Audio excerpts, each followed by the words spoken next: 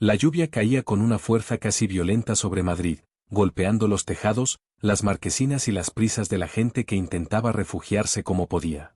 Para Alejandro Vilar, uno de los empresarios más influyentes del país, aquello no era más que un contratiempo molesto. Caminaba deprisa, con su abrigo carísimo empapado, mientras discutía por el móvil con su asistente. No, Clara, te he dicho que no pienso cambiar la fecha.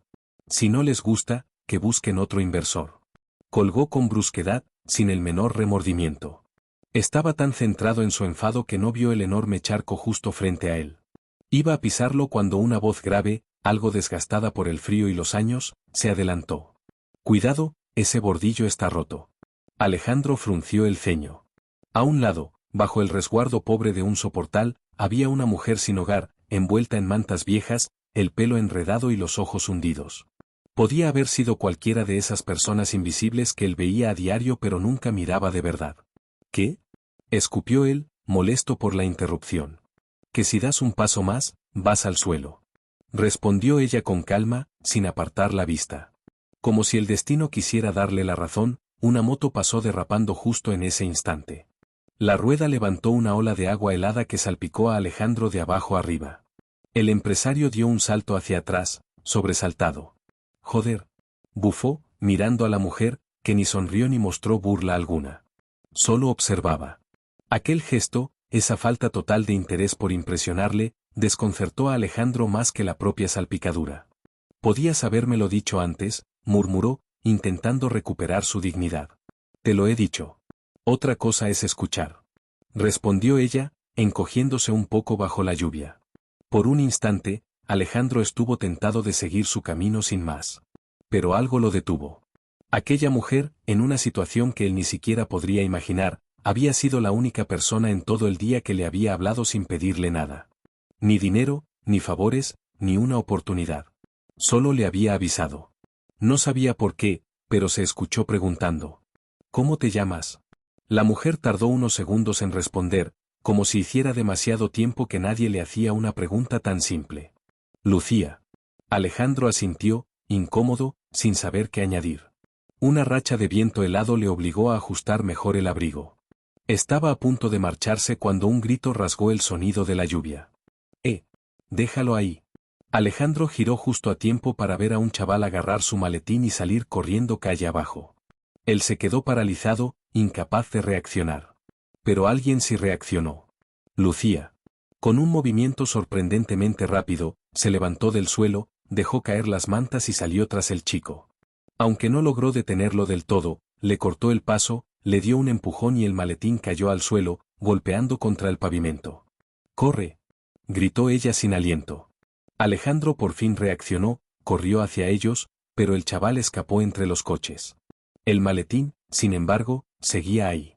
Lucía respiraba con dificultad, apoyada en la pared, empapada de pies a cabeza.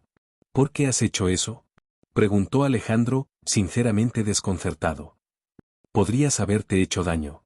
Ella pasó una mano por la cara, intentando retirar algo de agua y barro. Porque, dijo en voz baja, no todo el mundo es lo que parece. Ni para bien, ni para mal. Alejandro no entendió del todo, pero sintió el peso de la frase. Había algo en su mirada, una mezcla de cansancio, lucidez y dignidad rota. Gracias, dijo él, y se sorprendió a sí mismo escuchando su propio tono, humilde, auténtico. Lucía hizo un gesto mínimo con la cabeza, como si realmente no tuviera importancia. Pero para él sí la tenía. Mucho. Sin más palabras, ella volvió a su rincón, se envolvió de nuevo en las mantas húmedas y apartó la mirada, como si su breve intervención hubiese sido un suspiro en medio del temporal. Alejandro se quedó parado unos segundos, observándola, sintiendo algo que llevaba años sin sentir, respeto. Y también una extraña necesidad de comprender quién era realmente aquella mujer. Cuando finalmente se alejó hacia su coche, notó que le temblaban las manos. Y no por el frío. Porque, a veces, la vida cambia no cuando uno ayuda, sino cuando alguien que no tiene nada decide ayudarte a ti. Durante toda la tarde, Alejandro no consiguió concentrarse. Intentaba leer informes, firmar contratos, revisar cifras, pero la imagen de Lucía, empapada bajo aquel soportal, no dejaba de aparecer en su mente. No entendía por qué le afectaba tanto. Él, que había aprendido a blindarse ante cualquier emoción, estaba inquieto. Y eso le molestaba. Cuando cayó la noche, no lo soportó más. Cogió su coche y condujo de vuelta hacia la zona donde la había visto. No sabía exactamente qué pretendía hacer. ¿Agradecerle otra vez? ¿Darle dinero? ¿Simplemente comprobar si estaba bien? Nemele proprio tina claro. La lluvia había cesado, pero el aire seguía frío. Al llegar, vio el soportal casi a oscuras. Lucía estaba allí, sentada en el suelo, arropada por las mismas mantas mojadas. Pero había algo distinto. Estaba tosiendo, una tos seca, profunda, que raspaba o peito. Alejandro se acercó y ella levantó la mirada, sorprendida. ¿Tú otra vez? Murmuró, no con rechazo, sino con un cansancio antiguo. Solo quería ver cómo estabas. Respondió él, sintiéndose estúpido. Lucía soltó una pequeña risa irónica. Estoy como cualquiera que duerme en la calle. Fría, cansada y con suerte de seguir respirando. Alejandro apretó los labios. Había algo en esa respuesta que lo golpeó más que cualquier crítica. Mira, dijo él, agachándose a su altura, al menos déjame invitarte a un café caliente. Lucía ladeó la cabeza, desconfiada. ¿Por qué? ¿Para tranquilizar tu conciencia? No. Respondió él sin titubear. Porque me ayudaste sin pedir nada. Y eso, no me pasa muy a menudo. Lucía lo observó largo rato, como intentando medir si había sinceridad en sus palabras. Finalmente, asintió. Caminó con él a una pequeña cafetería 24 horas na esquina. No interior, a luz quente e o cheiro a pao recén feito contrastaban como frío da rúa. Lucía se sentó con cuidado, como si temiera molestar solo por existir allí. Alejandro pidió 2 cafés y un par de bollos. Cuando la taza caliente llegó a sus manos, Lucía suspiró, como si aquel simple gesto le devolviera parte de su humanidad.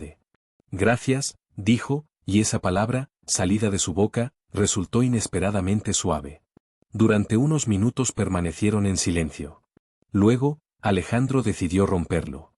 ¿Cómo acabaste, ahí fuera? Lucía no respondió de inmediato. Miró el café, lo removió con la cucharilla y finalmente habló. Antes yo no era así. No vivía en la calle. Tenía una vida normal, un trabajo, incluso una casa pequeña. Trabajaba como enfermera. Alejandro parpadeó, sorprendido. ¿Enfermera? Sí. Me encantaba mi trabajo. Era agotador, pero siempre me gustó ayudar a la gente. Sonrió con una melancolía que dolía. Pero entonces mi madre cayó enferma. Alzheimer avanzado. No tenía a nadie más que a mí. Así que dejé el trabajo para cuidarla. Hizo una pausa. Estuve con ella hasta el final. 3 años. 3 años sin ingresos, gastando mis ahorros, vendiendo mis cosas. Cuando murió, ya no tenía nada. Ni trabajo, ni casa, ni fuerzas. Alejandro sintió un nudo en la garganta. Aquel tipo de renuncia era algo que nunca tenía imaginado hacer. Intenté buscar empleo, continuó ella, pero después de tanto tiempo fuera del sistema, nadie me contrataba. No tenía dónde vivir. Y aquí estoy, desde hace 2 años. 2 años. 2 años viviendo invisible. Lo siento, murmuró Alejandro, y no era una frase vacía. Era genuino. Lucía negó con la cabeza. No busco compasión. Solo, es lo que es. Pero Alejandro sentía una punzada de vergüenza. Vergüenza por todas las veces que había pasado junto a personas como ella fingiendo que no existían. Podría ayudarte, dijo, casi sin pensar. Lucía levantó la mirada, alerta. No necesito caridad. No te estoy ofreciendo caridad, respondió él con firmeza. Te estoy ofreciendo una oportunidad. Trabajar en mi empresa. Algo sencillo al principio. Un sueldo, un techo, lo básico para empezar de nuevo. Él ficou inmóvil. ¿Por qué yo? Alejandro respiró fundo. Porque, cuando todos miraban para otro lado, tú fuiste la única que me vio de verdad. Y porque creo, engoliu seco, que mereces muito maíz do que este soportal. Lucía bajó la mirada. Sus ojos se humedecieron, pero no lloró. Llevaba demasiado tiempo reservando sus lágrimas. No sé si sabría empezar de cero, admitió. Entonces empezamos los dos, dijo él. No eres la única que lleva años perdida. Lucía soltó una risada curta, quase incrédula. A primeira risada real da noite. Aquela conversa, naquela cafetería veicia, mudo o algo. Algo pequeno, huase invisible, más real. Porque às veces a vida nao dá grandes avisos. Às veces tudo comeca como café quente, e coma decisao de dar uma segunda oportunidade a alguén que o mundo decidiu esquecer. Cuando saíram de lá, a madrugada já estaba nascendo. Alejandro acompanou Lucía até o soportal, mas antes que ela se sentase novamente, él le dice: Mañana volveré. A las 9. Para empezar. Lucía ficou volando para él como que mola o no que ten medo de acreditar. Si no vienes, no pasa nada, dice ella. Voy a venir. Afirmou ele. Pela primeira vez en muito tempo, Lucía acreditou.